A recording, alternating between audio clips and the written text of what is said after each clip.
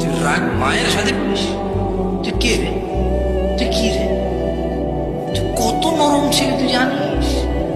তোর পায়খানার প্রেশার আসছে তুই বলতে পারিস না, এটা কখন বের হয়ে গেছে সেটাও তুই বলতে পারিস না। তুই এটা হাতে নিছিস আর তুই পায়খানা খাচ্ছিস। তোর ওই অবস্থায় তোর নিরাপত্তা দিয়েছিস, তোর ওই অবস্থায় সে তোকে নিরাপত্তা দিয়েছে। তুই এতটাই নরম ছিলি যে তারা ভয় থাকতো যদি তুই ওদের পিঠের নিচে এসে মারা যাস।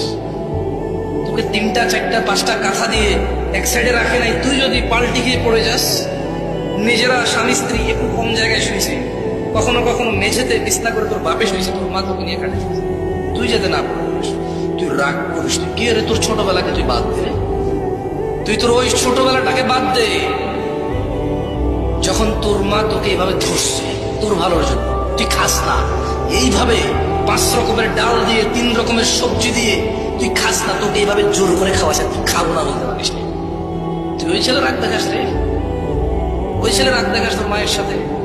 বললো যে 3 ভাই আছে, মায়ের জামা কাপড় ঈদে আমি কিনে দিই, মা অসুস্থ হলে ডাক্তারের কাছে আমি নিয়ে যাই।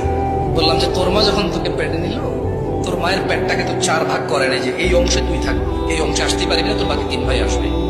তুই কেন তোর মাকে এটা মনে করিস না যে তুই মায়ের একমাত্র সন্তান? এই পৃথিবীতে কোনো সন্তান তার মা বাবা কৃতজ্ঞ হওয়া তুই পছন্দ।